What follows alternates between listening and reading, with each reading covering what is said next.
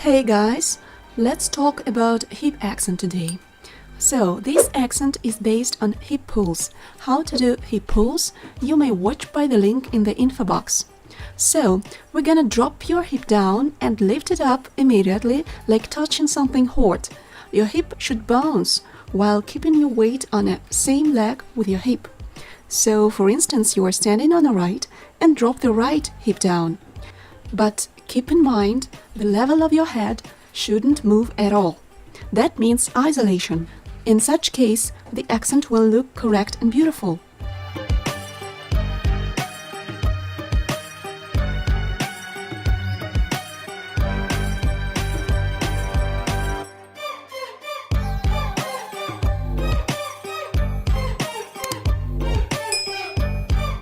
Subscribe to my Instagram, YouTube channel to watch the next tutorials.